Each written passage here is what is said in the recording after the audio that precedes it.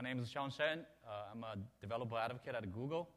I appreciate everybody coming during lunchtime, especially I think we have another session, great news about a wave, the Google walkabout technology. So they're making big waves, but we're interested in making money here. Here with me and is Trewhella from, he's also a Google developer advocate from UK. And we're going to enjoy his beautiful British accent and his beautiful humor. And also Gerardo Capiel from MySpace. He's a vice president of platform, open platform at MySpace. And previously, so he founded, most recently he founded a company called Gidget. And previously he was a co-founder of a publicly traded company called Digital Impact. So we're going to have him to share some of the great experiences in this social application space, best practices, and he's going to review some of the revenue models, how to make money. Well, I'm having a great time here at I.O. I'm sure you guys are having a great time too, because yesterday, when I was doing the usual things and meeting people, having a great time, and all of a sudden I saw everybody having a little white box, and everybody is getting a magic G2 phone. So I went downstairs, I wanted to get one for myself, and then I was told that as Google, I don't get one. Damn. And you guys are having a great time. Not only that, on eBay, I see that people are selling the G phone for $650 already. So I'm sure people are happy because you guys are making a profit already. Well, in my experience working as a developer advocate at Google, I have the honor and privilege of working with a lot of developers. Developers who were not only talented in writing applications, but also very smart businessmen. And in this talk, we're going to look at many great applications in social space. And you're going to be amazed how many ingenious ways people devise in order to make your users pay you and how to monetize your application. So that's what this is about. In the end, we're going to show you how much money we can make. So as I was thinking about everybody getting a G phone, and that I was not getting one.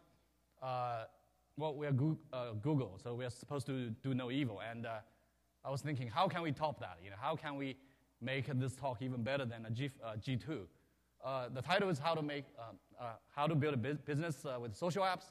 I figured I'd better change the title to how to make $1 million with social applications. So that's our goal, to show some ways how to make a lot of dollars. So this is the profile of a fellow developer. Some 30 years ago when he was out there, writing his code, and most people thought that sharing of information would lead to innovation in software. And this developer, he insisted everybody should pay him for his software. And in doing that, he basically created this commercial software industry as we know today.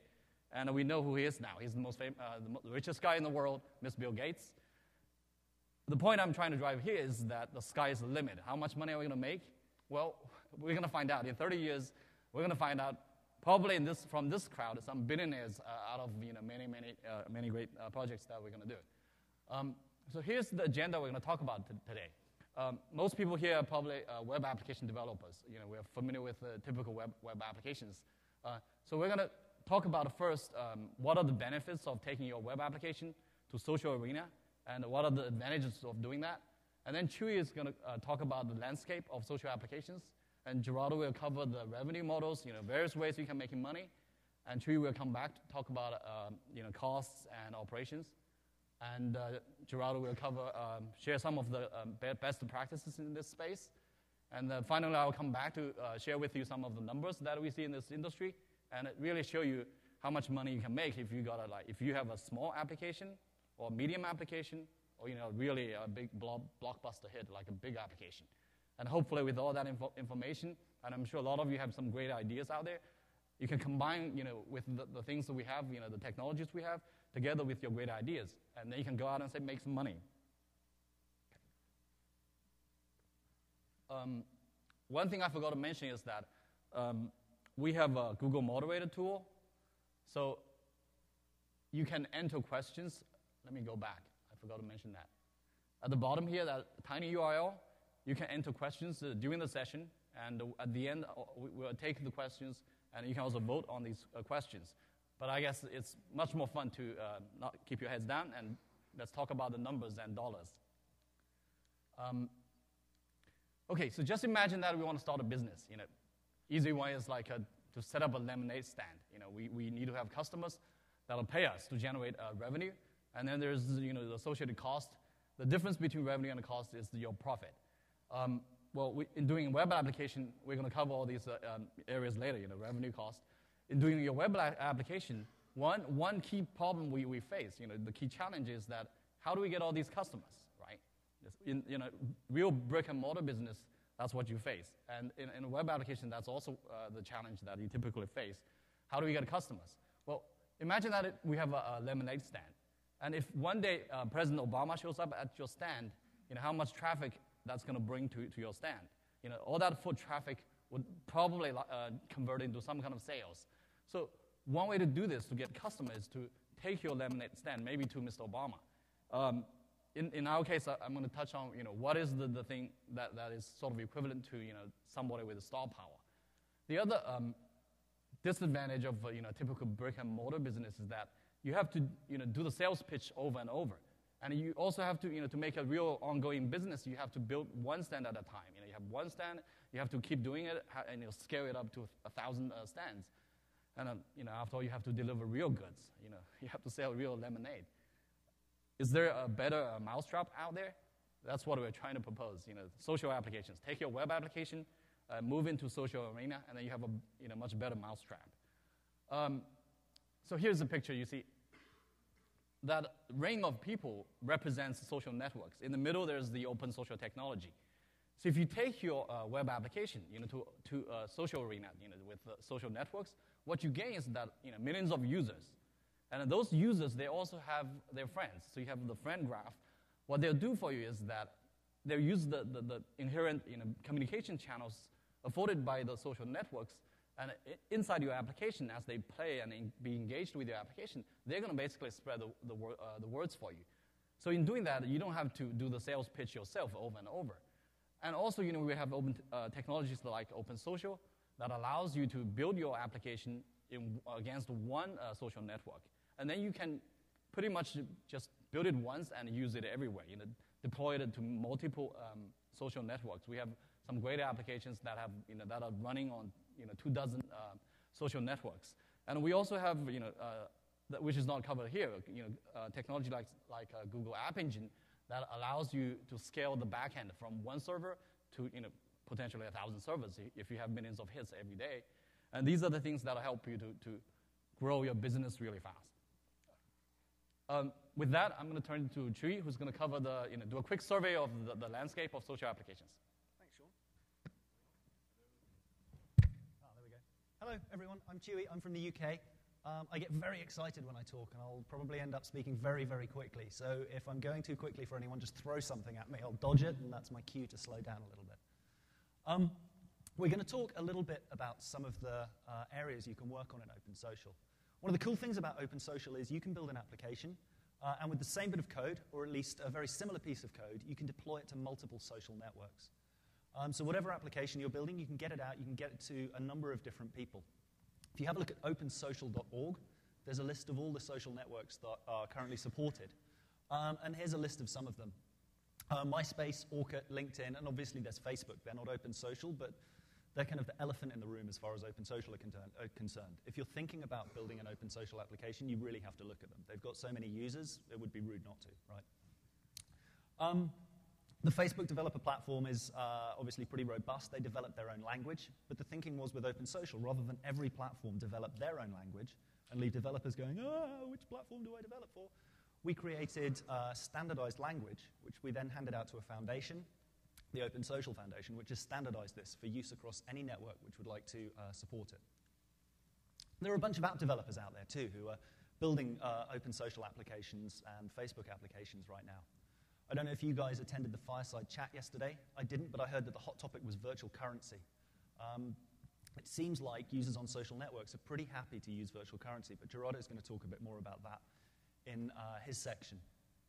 You also want to think about payment providers. If you're not going to be using the built-in virtual currency, you're going to need to work out a transaction somehow. Unless you're happy to set up your own banking and merchant and payment and clearance system, which you're probably not, you're going to want to be looking at an existing provider. It could be PayPal, it could be Google Checkout. It might be a little bit more integration with something like DataCash or NetPay, or any of the guys that you can see here. And then you're going to want to look at tools to measure the success of your application.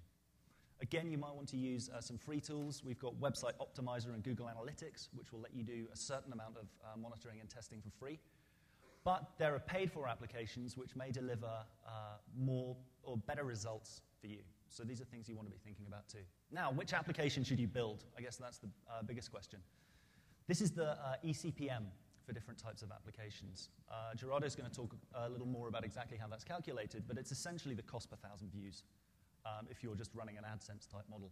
And you can see that card games are probably the most valuable, followed quickly by MMOs. I guess Warcraft has really helped drive awareness of those. And it goes down and down. So if you want to make a racing game versus pets or a green application or just something that's information, they're going to be worth less, but the maintenance, the security, the work you're going to have to do is less in conjunction with that. Think about building a poker game. The first thing people are going to do is try and cheat that system. They're going to try and break it. They're going to try and get the high score. They're going to try and get payouts where they don't necessarily want them. Whereas if you're just providing a customized newsfeed, people aren't really motivated to try and hack that to death. You might still get people trying to take it apart, but it's not going to be as serious if it breaks. So it gives you an idea of where to focus. Gerardo's going to have a look at this Mouse Hunt app in a bit more detail and talk about things like what can be bought, do people pay real dollars, and how to implement. But I just wanted to give a quick overview. There's a Mouse Hunt game that's available, and the idea is you're a mouse hunter for a kingdom, and you've just got to catch mice. And you use different cheese to bait them, and the goal is to be the best mouse catcher in the kingdom and get to the top of the high score charts. So in order to answer some of those questions, here's Gerardo. Great. Thank you. All right. So let's talk about making money with OpenSocial.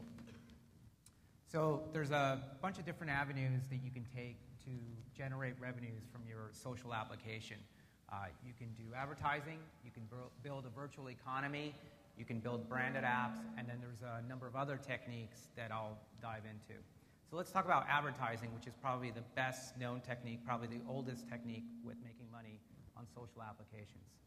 So for advertising, you can run either display or text link ads and then charge for those on a CPM basis, CPI, or CPA basis.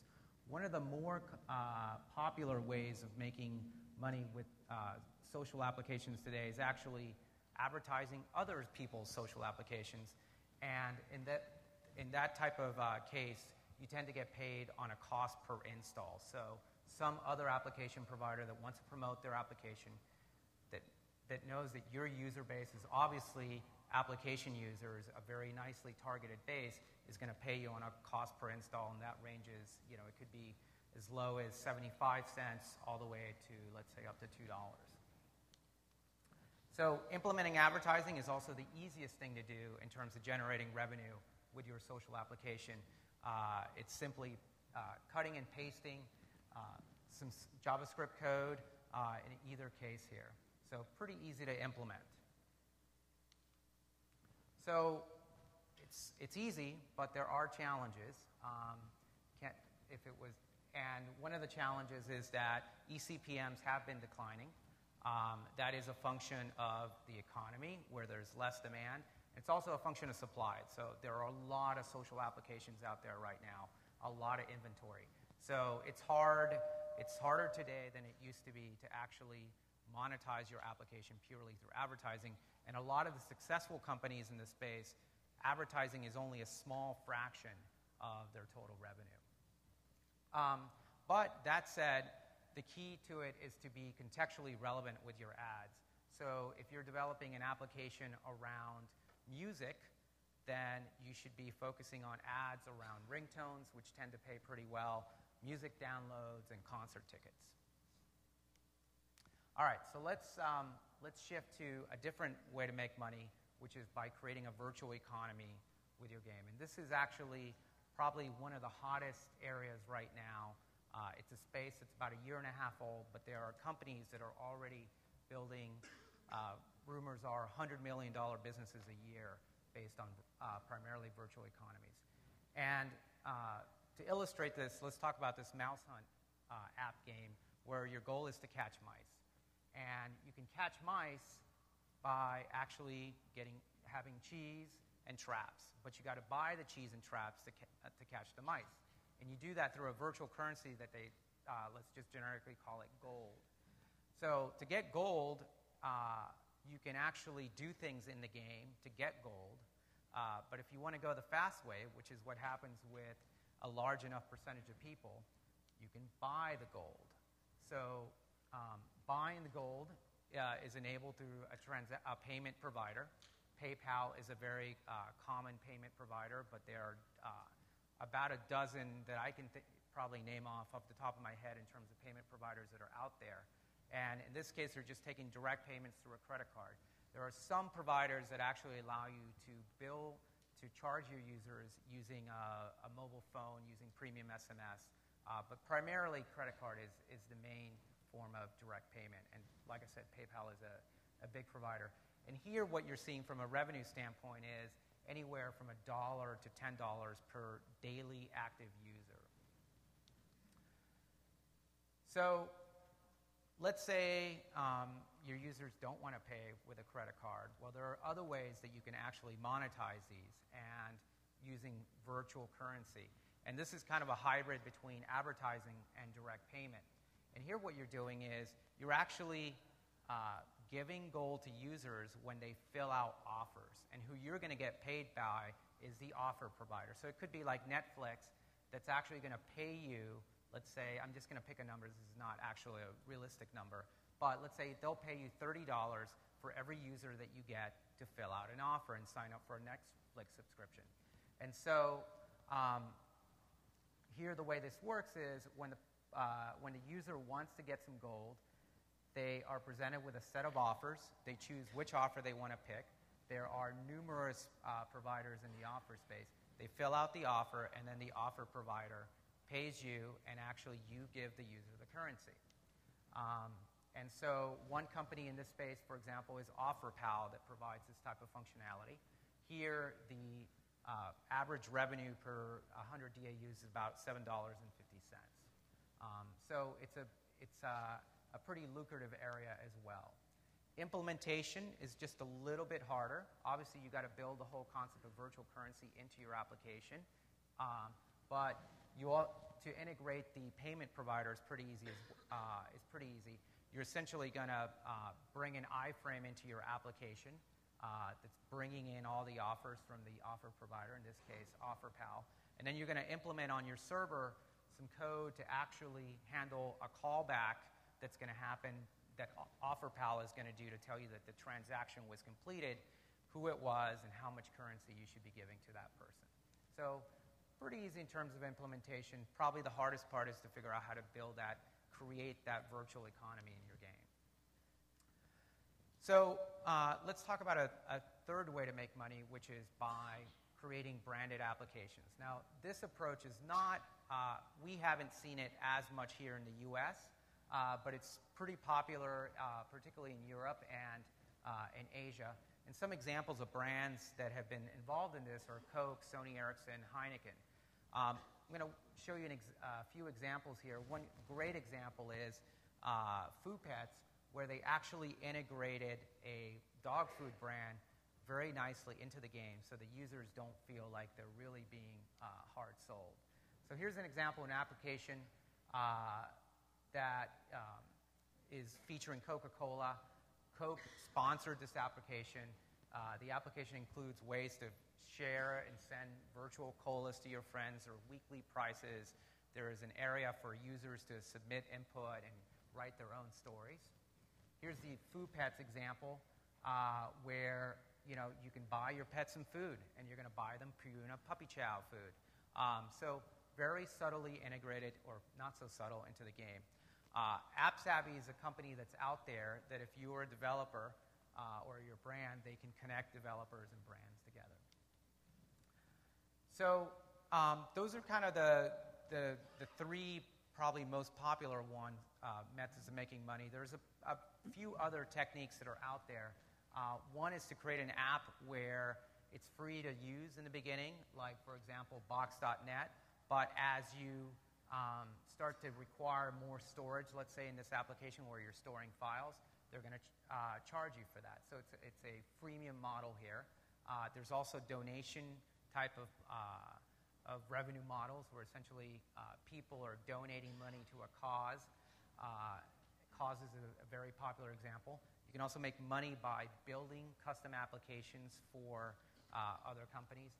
And then the last way here, and this is really in the early phases of this, but we are seeing some third-party applications developing special relationships with social networks and then getting featured placement, and in return, they're doing revenue share with those companies.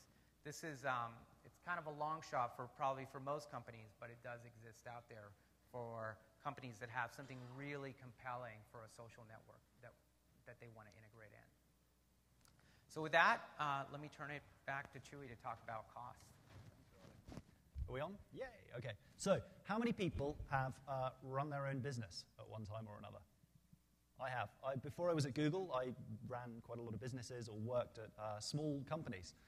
Obviously, none of them hugely successful, or I'd be on a yacht in the Caribbean as opposed to on stage talking to you. But one of the things that almost always tripped me up was cost. It's something you've got to keep in the back of your mind. Cost is broadly broken up into 5 areas, at least for the purpose of this presentation. We've got development, so actually building the thing, getting people in to cut code and do design stuff. Hosting and operations, where does the thing live? What does it live on? Shawn's talked a little bit about that, but I'm going to go into some more detail. You've got marketing and advertising costs. I'd love to be able to say that you're going to get a bajillion users and make $1 bajillion without spending a penny on, or I guess a cent, on making people aware of your app, but that's not really the case anymore. You are going to have to invest something into that. Community management. Once you get a bunch of users, you're going to need to support those users. There are some ways you can save cash around doing that, and we'll have a look at those too. And then finally, others. I guess one of the most important in there is like legal and office, and we'll talk about some of those too. So first of all, development. I'm guessing, or at least I'm hoping everyone's hand will go up when I say this. How many developers in the room? Yeah, okay. How many non-developers in the room? Okay, a few. That's all right, we won't bite. But as a developer, you've probably worn many, many hats. You've probably been a developer. You may at one time or another have tried to design stuff. If you're anything like me, you'll have realized very quickly that you can't. It's funny, I know more designers who can do a bit of code than coders who can do a bit of design. Maybe that's just my group of friends. But when you're developing this product, it may be a simple app that only requires you.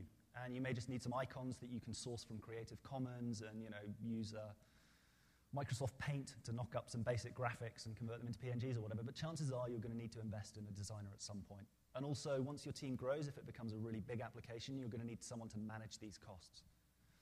Now, with development of any code, I was having a chat with a couple of people last night, and we were saying there's an 80-20-80 rule. I don't know how many of you have heard this. You probably know it, even if you haven't heard it explained like this. And it's the idea that 80% of the development will take 80% of the time, and the last 20% will take another 80% of the time. Because you get nearly there, and then you're like, oh, what if we just moved that? And hey, that bit doesn't work. And oh, we just need to change that around. And feature creep, what if we added this element? So think about that too. But one of the things also to think about is iterate often. At Google, we roll stuff out. It's why we have the beta tag on so many products. But we want to get stuff out there, and we want to see how people are using it. And I've seen big organizations that I've talked to crippled by meetings. They want to get everything perfect, so they wait a year and a half before launching something, by which time it's kind of obsolete anyway, especially on the internet, and especially in social networking. So think about creating a small feature set that solves a real problem, get it out of the door quickly, see what users think, and then iterate, fix it, update. Here's an example of an application from iGoogle. That's an example, it just shows a really nice way to solve a user problem. All of you have probably at one time or another needed to search online for travel. If you just know that you want to visit a friend, let's say I'm in San Francisco and I've got a friend in LA and I want to visit them sometime in June.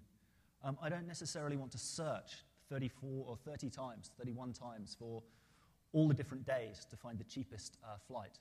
I install this gadget and I say I want to travel from here to here in this month's save.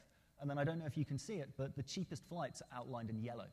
And every time I come back or reload this page, that's going to do a real-time search and show the cheapest dates. And so instead of me having to go and do these searches every day or subscribe to something, I just stick this gadget on my homepage, and it's giving me the information I want. It's kind of like a personal search agent, if that's what you want to think about. This doesn't necessarily make a lot of sense socially, but these are the sort of things you want to be thinking about. Does this solve a user need? Does this do something that users are going to find useful and want to engage with? Next, hosting and operations. Does everyone know what LAMP stands for? Okay, if you don't. It's Linux, Apache, MySQL, and PHP. It's just a name for a kind of a server with some software on it. It could be Windows, IIS, SQL Server, and .NET, but WSN is probably not as easy to say. I mean, it could be Linux, Apache, Postgres, and JSP, but again, LAPJ doesn't really make a lot of sense. The point is it's having some servers with some software on that you manage. Either you own those servers or you're leasing them in a data center somewhere. And that's going to have a cost associated with it. Not only the cost of actually hiring the hardware, but then you're going to need sysadmin skills. You're going to need to make sure that your server software is patched. I don't know how many of you went to Matt Cutt's talk about building a good website, but one of the points he made was, websites now, as PCs, home PCs become more secure, as people switch to Apple, as Windows 7 rolls out, as people starting to use Linux, the hackers are going after websites because they're easier to attack. People don't necessarily patch Apache to the latest version, and there may be vulnerabilities. So if you're running your own servers, you need to make sure they're up to date, and there's a cost there too. Don't forget about that cost. Joint and Sun offer a kind of hosted platform that's scalable. That runs from free for very low usage up to cost once you start to get a bit of traffic, and it's on demand, so you can scale them up and down. Some of you may know of Amazon EC2. They basically let you rent machines, virtual machines, and you build an image and install it. But again, you're needing to think about sysadmin and patching and all that good stuff. They recently launched, I think last week on the 18th, a system that allows you to auto-scale based on demand. So they'll just deploy new servers as you need it. But you're still having to provision the software yourself. Now, I don't want to sit here and go, well, Google have got the solution for you, because that's not what this is about. But if I were a developer in this age, I'd be looking at App Engine or something similar pretty seriously, because App Engine lets you focus just on the software. You build the software, Google takes care of scaling it up and down. And remember, with social applications, things can go viral very quickly. You get a few key people who are interested in your app, they tell their friends, and suddenly, bang, you've got 1 million users. It can happen. Here's a graph of growth. It's pretty simplistic, but it should give you a basic idea. If you're using a LAMP stack, if you're renting machines, your machines are going to be good to a certain point, and then you're going to need to deploy additional ones. So you're really going to see this step growth graph. And something to think about there is if load diminishes over time, how do you take those servers offline? You're still going to be paying rental, and chances are you're going to be in for a minimum contract period. So think carefully about buying new servers. EC2 lets you scale a little more smoothly. You can switch them on and off as load requires. App Engine's a slightly smoother graph. I don't want to sit here and push App Engine, but because you're just focusing on process, you're literally only paying for what you use. The other advantage of App Engine is you'll get up to 5 million page views a month for free. So it'll let you experiment with different services and see if your business is viable before you actually have to start paying hosting costs. There are a bunch of talks on App Engine if you want to learn more, and there's some office hours happening. And if you really want to play, grab the SDK, have a knock around. That's not what we're here to talk about.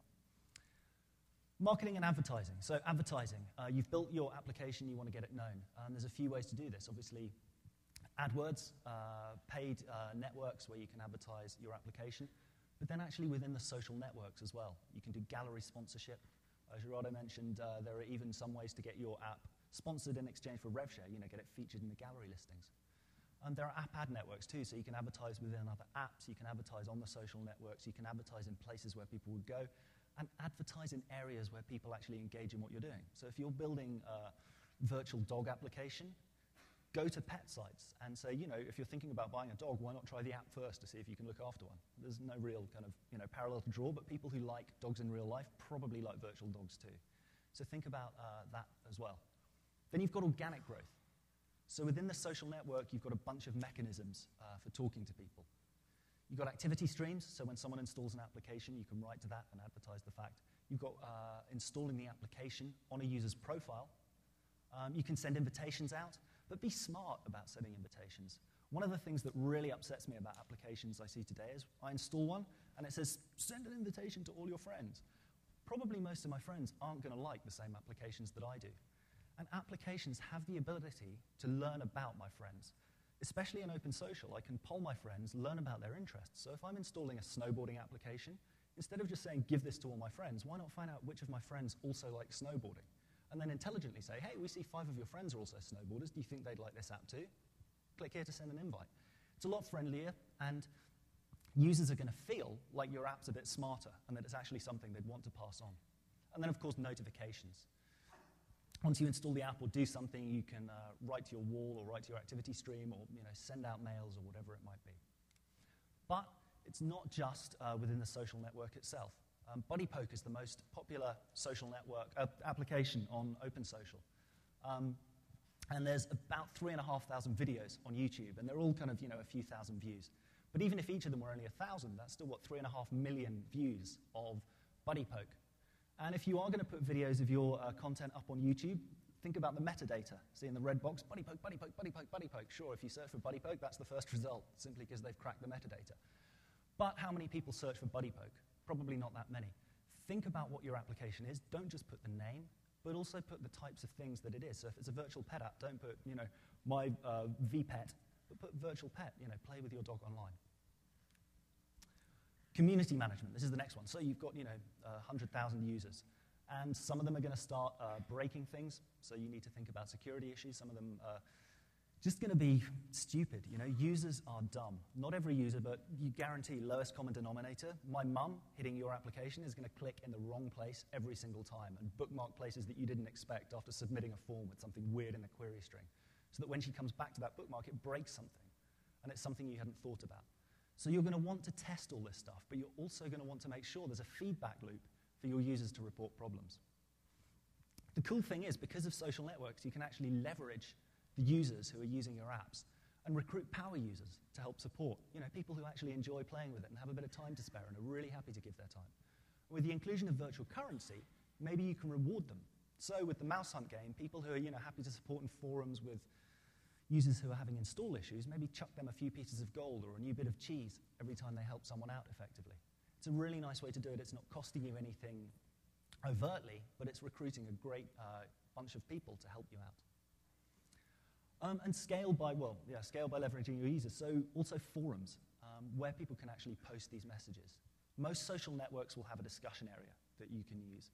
But there are things like Google Groups where you can set up free discussion forums too, if that's what you want to do. Now, other costs. Ad sales. So you've got some ads running on your application. Maybe your application has become so popular, the ad network you were using can't actually deliver inventory. After a certain point, ads just stop showing. So you're going to have to either find a manual or an automated solution that lets you switch ad networks, possibly multiple times a day if your ad's really popular. This is something to think about early on so that you're ready when it happens. Direct sales force. Maybe it gets to the point where you have built this $100 million app, and you want to have a direct sales force who are ringing people up to advertise specifically with you. Again, these are costs you need to think about. One of the cool things about salespeople, though, is they work for commission. So you can only pay them if they're really successful. But it's still going to be a cost that's associated. Rev sharing, partnerships. If you're using something like AdSense, don't forget a chunk of money will actually go to the network providing the ads. Fixed costs, office, legal. So if you're renting offices, don't forget rent is a pretty big deal. Electricity, things like that, tax. But more importantly, legal costs. This is a social network application you're building. You're going to be interacting with user data. The moment you start to do that, you want to have a rock-solid privacy policy. You want to make it absolutely clear what the terms of service are, what you're going to be doing with people's data. You can try and write this yourself. You might be very successful, or you might get sued because you didn't make it clear what was happening or the language wasn't appropriate. One of the best things you can do early on is invest a little bit of money in getting a rock-solid legal disclaimer, terms of service, from a professional. Make sure it's from a professional. That's absolutely key. Tracking and optimizing. So I talked a little bit about this earlier, but you want to look at what your users are doing. I speak to so many big companies in the UK and across Europe who have analytics tools installed, and then you say, okay, so how many users are you getting?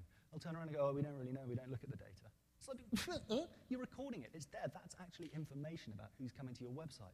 If you're not looking at this stuff every single day, you're missing a trick. This is a real-time kind of health check, pulse, of who's interacting with your website, or in this case, your social application.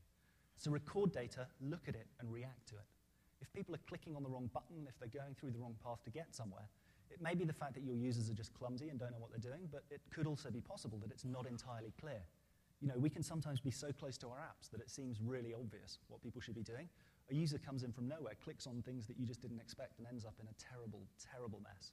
So make sure that you're monitoring this stuff too. Also test different solutions. At Google, for Google Search, at any given time, we have 5 to 10 experiments going on for our search results. And I think we deployed something like 250 changes to our search results last year. So we're always trying to tweak just a little bit to make things better. And whenever you're thinking about building a website or building an application, you should be thinking about this too. I'm not suggesting you get that aggressive with the number of changes, but I guarantee whatever you launch isn't the best it can be. So you should always be looking for better solutions. With that said, we're on to best practices.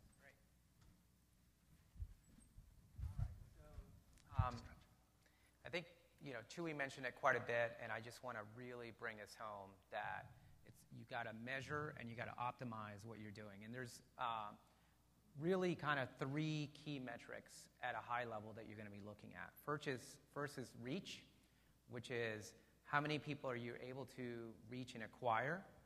Then there's retention, so you've gotten a user into your application. How often can you get them to use the application and stay in there? So how often do you get them to come back, and how long do you keep them for? And then finally, if you do a great job of those first 2, then I would highly encourage you to pay a lot of attention to the next piece, which is, okay, I got all these users, they're coming back, now how do I turn them into dollars? And as you can see from the ranges on this slide, there tend to be pretty wide ranges in terms of your ability to acquire, convert users to acquire them, and then also your ability to take users and make them active users. And Google Analytics, by the way, is a great tool for that. Looking at bounce rates on your application is good. Looking at time spent on your application is good. Those are key metrics that you want to look at in terms of determining whether you have a churn problem or an acquisition problem. So what are the communication channels that you can use? Well, Chewy talked a little bit about those. There's activity streams and there's notifications. And those depend quite a bit in terms of the social network about how they're actually implemented. But almost all the social networks have those 2 basic channels. The key to these channels, they can be very powerful, but they can also be very detrimental to your app. Like in the case of MySpace, a notification is not only a way that you can get someone to re-engage with your application, but it's also a way that you can get them to uninstall your application if you're spamming them. So the key to not spam or to make your messages actually relevant and not perceived as spam is to do a lot of testing. And A/B testing is a very common technique where you're going to be testing different types of dynamic content. You're going to test different types of offers, different pieces of content that you consider relevant. And an A/B test, for an A/B test, you're going to want to typically use some type of analytics tool. And Contagion provides some great analytic tools for doing A/B testing. But there's really a lot of people also have homegrown tools, and you can even use Google Analytics for doing some of this. And the interesting thing about A/B testing is that everyone always kind of thinks what they think users want to hear, what they're going to react to. And I guarantee you, like, if you looked at these 2 messages here, half of the crowd would say the bottom one is the most successful, and half the crowd would say the top. You just don't know unless you test things. So in this example, these 2 messages here had a pretty huge difference in terms of conversion rates. And the other day I was hearing one of the top application developers on MySpace talk about, and he was saying, don't get discouraged if your application growth is completely flat. Just keep tweaking things, little things. Keep tweaking and measuring back and forth.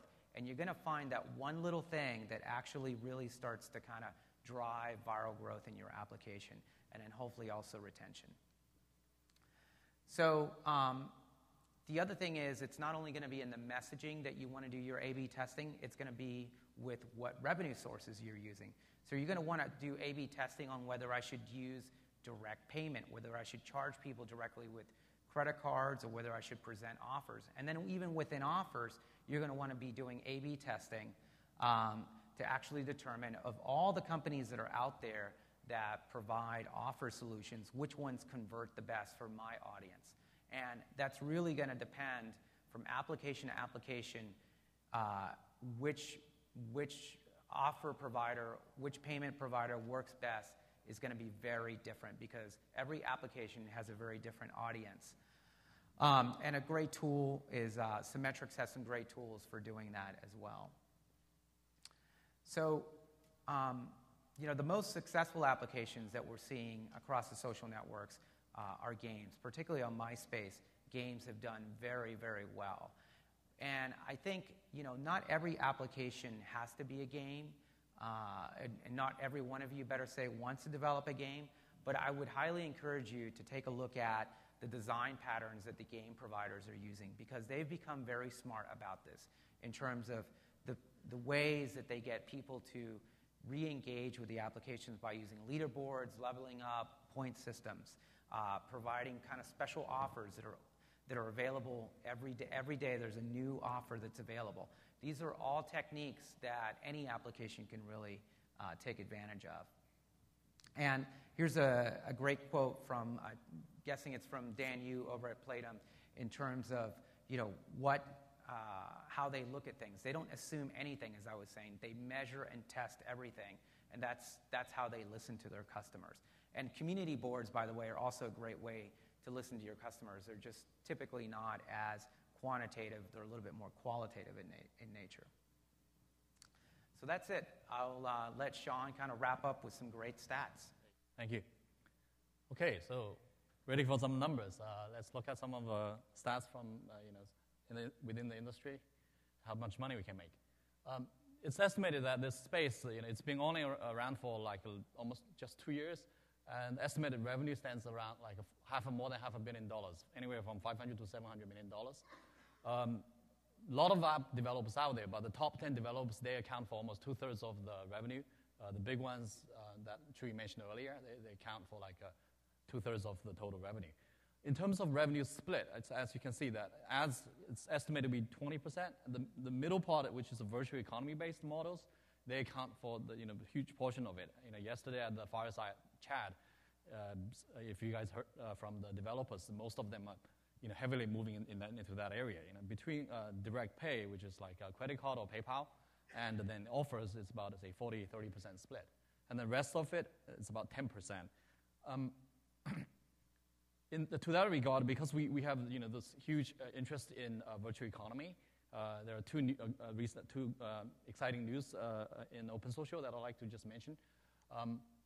One is on High5 that they recently used this virtual currency API and OpenSocial technology, and they implemented network-wide High5 Coin. The advantage of having a network-wide coin is currency is that developers, they can just hook into it using some standard API, and then right away their application would be able to support payment and transactions. And from the user's standpoint, there is a very good advantage of trust, because a lot of the international markets, Orchid in Brazil, High5 in Latin American countries, users, they are not really comfortable paying any developer that they don't have any idea about. So if you provide a High5 coin, right away people say, okay, I'm paying High5, I can trust that. So the transaction is a lot smoother. And the first application that's done by RockU, and they have a sandbox booth here if you want to talk with them. This is the first application. They did this integration with High5 coins. The next one is the Cyworld. We recently announced Cyworld is going to support OpenSocial. They have their sandbox open already. Some of the developers are working with them. I'd just like to call out that we have 2 representatives from Cyworld here. So if you guys want to come to talk with them later, please feel free. And also I'd like to take this opportunity to mention that Hives from Europe, they're also here, right? And if you guys are interested in talking with them, they're very much like a Dutch, like a Netherlands-focused social network, very active user base. So if you're interested in talking with them, please go to them after the talk. Earlier, we also mentioned there are various other providers in the space. Symmetric is one, analytics and also optimization company. They have a sandbox, a demo booth out there, so feel free to go to talk with them. This is some screenshots that I took from Cyworld. Cyworld has been a pioneer in this space for 10 years. They basically pioneered this virtual economy-based model along with some of the great Chinese companies. It's really popular in China. As you can see on the screen, there's the mini room that you can set up, and you can buy all sorts of decorations. And there's the home page, and then there's the mini stories that users can share and charge and pay each other. Okay, so I mentioned earlier, from developers' perspective, how much money can we make? So here, this is sort of what I call a small application. The very top, you can see the number that I got from OfferPal, for example. How much money are they paying out to what they call publisher, which is really developer? How much money are they paying out? The reported number, average number, is about $75 per day per 1,000 active users. So if we take that number, I try to be conservative. I only take $25. If you have an application that has 10,000 users, how much money would that be? 25 times 10,000, we're talking about $250 a day. That's about, say, $90,000 a year. In terms of hosting costs, like Chewy covered, you probably need like 2 servers, one web server on the front end, one database server on the back end at $100 a piece, $200 a month. We're talking about $2,400 a year. So even with a relatively small application, the hosting cost is not a big factor. Once you have the traffic, you'll still be looking at a gross profit of $88,000. One person, you can probably hack away and create a lot of virtual world for your happy users. If you have a medium-sized application, with like 100,000 users, then we're talking about a serious business, because you're talking about $2,500 a day, almost $1 million in revenue, gross revenue a year. And again, the hosting cost, if I give it a very generous number, $5,000 a month, that's still only $60,000 a year. That still leaves you a lot of profit. I put down some expenses, for offices, $200,000, for just general expenses. We're still looking at $650,000 a year. You'll probably be able to hire your own graphic designers, quite a few developers. And if you really have a big hit, with 1 million active users, a lot of applications have that, then we're talking about very serious money. $25,000 a day, almost $10 million a year. Hosting cost, again, is a small, insignificant part of the equation. We're talking about $8.9 million in gross profit. We take $2 million out of the expenses, we are left with $7 million. So that's the number we are looking at. Now I hope I'm getting your brain really fired up with your great ideas. Go out and build some great applications. So how profitable is this space? If I put it in the grand scheme of things, we have a lot of big companies like Yahoo and Google. So I took some of the public numbers. If you just look at the revenues of Yahoo and Google. So in the social space, we have the market is about $500 to $700 million. On average, across all the networks, there are about 50 to 70 million active users daily. So the payout is about anywhere from $5 to say $12, $15. Every user is worth that much every year for you, every active users. If you take Yahoo's number, $7 billion in revenue, they have about, say, $150 million active users. Their user is worth about $50 a piece. And Google is the most profitable in this metric. Google has $22 billion, anywhere from 160 to 200 million users. Google's every single user is worth $100. So what this means that is, it took us 2 years to grow this virtual, the virtual economy-based model, the social applications, to get to the point where each user is worth, say, $10. And the web portals has been around for, 15 years, and each user is $50 to $100. There's still a lot of room to grow. And earlier, that when Gerardo shared with you some of the revenue models, there's still a lot of revenue streams that can potentially generate a lot of money. So I want to leave you guys with one more example of applications, because what I see is this example is kind of like a template. One single developer, Dave, he invented this concept of mob war. A lot of people probably play this kind of games, and this is actually a clone of mob war on MySpace, Mobster.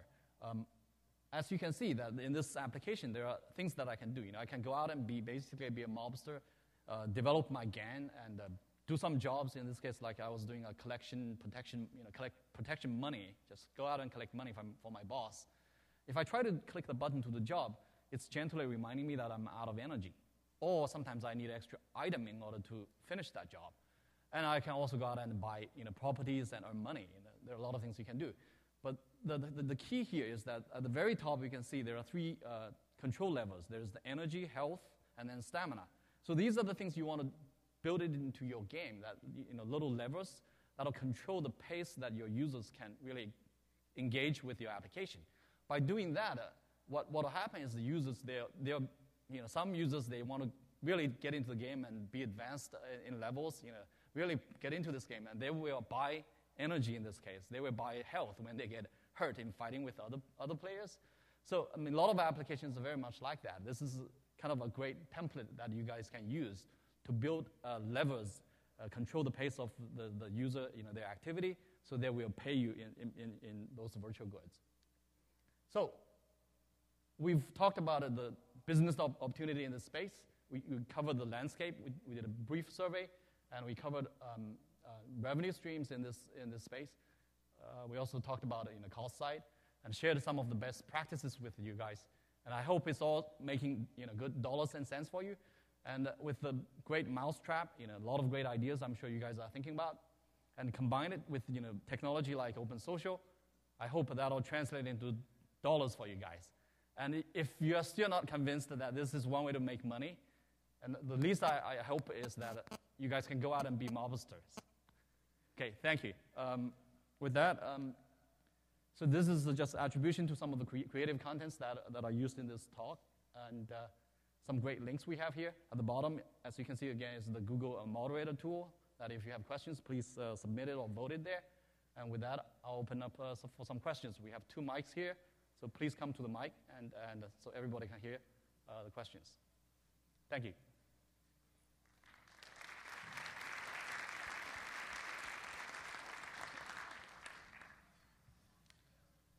Go ahead. I was wondering whether there is an opportunity or a place for a subscription-based revenue model, and what would be the implications for example, the target market, more discerning users who would like actually to engage in specific activity. How could this be organized in sense of, would the methods that have been described here work also for such a model? You're going to take that? So I'm sorry, I couldn't hear the last part of your question, but... What of the methods that you have described here for user retention and some of the other methods would work also in the subscription-based revenue model? Right. So, yeah, so on a subscription model, obviously it's going to be really important for you to retain your users as long as possible. Would you speak a little bit louder? I cannot hear it at all. Sorry, I was saying that with subscription-based models, Is the mic on? it's still a little early. We're not seeing, at least on my space, we're not seeing a lot of those models out there. I have seen them with some of the other applications. I think LinkedIn might even have one application that has a subscription-based model. Obviously, LinkedIn has... You turned your mic off, I think. Now it's on. Okay. Well, anyways, I'll just talk loudly. So it's early to say with subscription-based models, but I think that they will work. There's a company called Trewhella, I think it is, that essentially provides technology for companies that want to develop subscription-based models with their applications. So I don't know if I've answered your question, but there's just not that much of it out there, but I think it is an area that you're probably going to start to see more activity with. There are also traditional kind of payment gateways like DataCash and NetPay that will let you set up subscription payments. So you could move outside the social network to charge the money that way, if that's what you wanted to do. Okay, thanks. Okay, thank you. Go ahead. Hi. Chewy, I think, mentioned, this is a legal question. So I guess for the EU, there are more restrictive there are more restrictions on privacy and things like that. How do you sort of say, you don't have control about who's coming to your site, so do you simply sort of choose the most restrictive regime, or how do you keep from running afoul of privacy and laws and things like that? I mean, it's going to depend on the network you're deployed on as well, so different networks will have different rules. But, I mean, you can set up your users to agree to a standard EULA under, say, US law, and then anyone who's coming in is just restricted by whatever terms you set. So you don't have to worry about setting it up for each country that everyone might come from. Because someone's subscribing to your app, because they're agreeing to the terms and conditions, they're agreeing under the law that you define. I mean, I'm not a lawyer, so don't take that as read. You'll probably want to confirm that with a lawyer. But certainly, like a lot of our services will launch in the States, and people from other countries can come. And as long as they agree to a US law agreement, they're free to use them.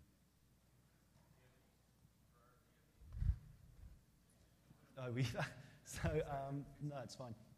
For legal, so if you've got people coming in from other jurisdictions, which restriction or which privacy laws do you choose to go with?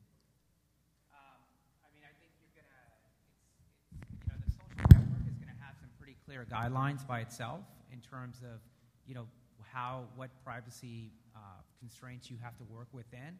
And that usually, if that social network like MySpace is operating in multiple countries, then they will have actually set up a privacy policy that's applicable across regions. So you should be covered. But that said, I think if you have any kind of substantial business, I would encourage you to kind of check your own privacy policy as well. Okay, let me just take one. There's one question on the moderator tool. I think probably it's how a realtor use OpenSocial on its website, probably GFC. You want to say something on GFC? So, OpenSocial is more about building an application to put on a social network. But we have another product called Friend Connect, and there's some Friend Connect dudes sitting right there. Right. Wave your hands in the air. The talk earlier is Friend Connect. And that's the idea of taking people from, or taking your social graph from an existing social network and deploying it onto your website. There's a couple of ways you can do that. There's some cut and paste code, so it's as simple as putting a YouTube video onto your website to integrate that. But there's also a much deeper integration. You can start to talk directly to the social sites with REST interfaces and kind of do a much deeper level integration. These guys can help out with that. And there was a talk just before this that if you check out on YouTube tomorrow, you can have a look. And also code.google.com/friendconnect. Okay. We're running a little late. One more question from Lauren. Just a question about, so it's been hammered into us over the last 2 days. Look at metrics, look at metrics, look at metrics. So the quantitative part is important. But if I'm looking at A/B testing, right, and I look and I say A has much better conversion, but I really want B because maybe it's a payment method that's really, really cheap, and I'd like to ask questions about why they chose A over B, I can go to my community, and that's good. But is there some way, in your experience, when you guys have worked with, either as the developer advocates or as MySpace, you've worked with people that have been able to somehow reached out to that population that's chosen A and been able to ask some qualitative questions in a light way where you get a little more input about, having more control over what happens once you have that data? Yeah, absolutely. That's a great point. I think metrics is one thing. I always go with some anecdotes and to confirm the numbers, because the numbers, they tell you the picture maybe without the story behind it. So that's a great point. You have anything to add? Yeah, I know our best developers definitely have like a community forums area where they can actually interact in a qualitative way with users and kind of learn those things. So I think, you would be wise to kind of make sure there's an easy way for users to contact you and ask questions. And that's a place where you can engage and kind of talk to them and understand, why something may work and may not work for them besides what the numbers tell you. One other thing I'd add is that because you're putting an application on a social network, you immediately know who these people are, right? So you can say, well, we've got choice A and choice B. 90% of people go for choice A. Let's look at the 10% who chose B, get their email addresses, and just say, hey, why did you pick B? Great. Okay, so since we're running over, thank you again for coming, and go enjoy the lunch now. Thank you.